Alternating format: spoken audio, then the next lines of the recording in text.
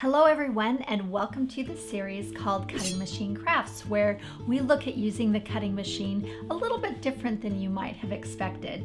So today is a special Halloween episode where we are going to show you how to make all of these adorable pieces of jewelry, and the material that we're going to use is actually shrink film, or you may have known it as Shrinky Dinks. This is a great material that you've probably used as a kid, and we are reviving it as something you can make crafts for adults. You can see I'm wearing my shrink film earrings here, and look at the detail that we can get using shrink film for these adorable Halloween earrings.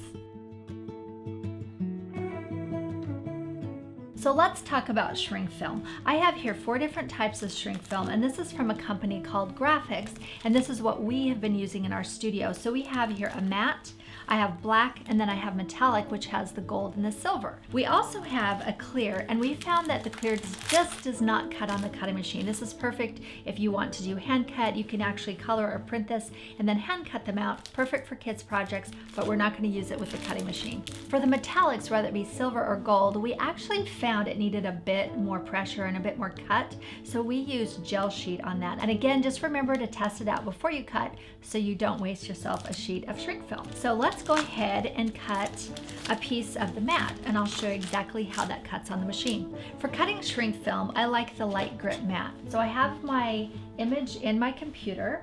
I have it set on acetate, and I'm giving it more pressure, and then I have my fine point blade. So we'll slide that in. I'm going to move my laptop as it's going to bump, and we'll go ahead and cut. When we're designing for shrink film, we find that it shrinks about 50%. So to make these earrings, my film is actually this size. That's quite a bit of shrink, which is part of the fun. So you can see here, it's cutting a really big wing, and you can probably get 4 wings per sheet. And with this setting, it will actually cut over at least 3 times, sometimes 4, depending on which setting you choose. And you really want that to happen because it needs to go all the way through, or else you'll end up having to pop it out. I've already cut the pieces out of gold, and I have them ready to pop in the oven. So while the final pieces are cutting, I'm going to go ahead and warm up my oven. And this is a little toaster oven, and I find that 350 degrees works perfectly. So it's done cutting.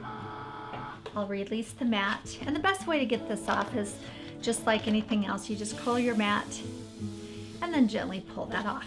And you can see, even though it's cut a few times through, it's still attached to itself. And that's where having a nice fresh blade really helps.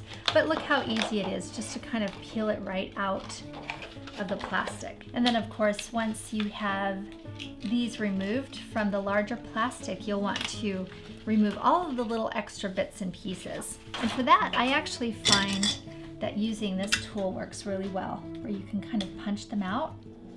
So here are the wings cut out of the mat. And another great trick that you can try, if you're not sure your blade is going all the way through the shrink film, just go ahead and press the button without pulling the mat out. Press the button and have it run through and cut a second round. And I did that for my second set, and they actually just popped right off the mat. So that is a great trick to know. My oven's heating up, and since these are such large pieces, I'm going to do them in 2 rounds. It's really important that you don't have too many pieces on your tray because you're going to need to flatten them really quickly. So what I have here is a book that I can place right inside of my tray. You know, bigger book for a bigger tray. You want to make sure and cover all of it. I have a towel here just to keep the heat off my table. I have another towel to grab this out of the oven once it's done, and then I have a few tools. So these tools I might use if I notice that some of my gaps have shrunk together and moved together and I want that space back. I can move my shrink film really quickly with these tools. And then this one here is if I need any help removing or moving things around. So I just want to keep these tools handy. I'll just grab one of each. I don't need all 4.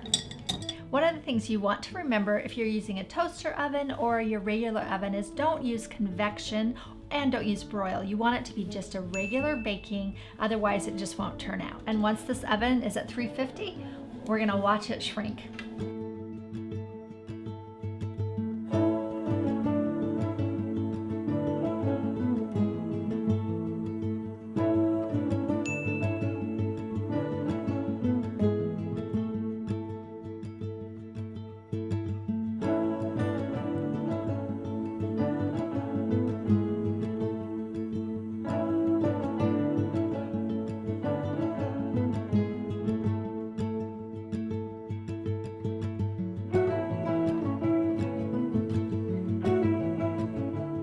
So I've cut all of my pieces. I have Mr. Bones ready to assemble into earrings. I have these moths. I also have some spider webs and spiders that I'll show you how to make a necklace and earrings. So in the next video, I'll show you how to assemble all of this to make this really simple yet adorable jewelry for Halloween. Not sure where to start your crafting adventure? Pop on over to leahgriffith.com and we will help you jump in.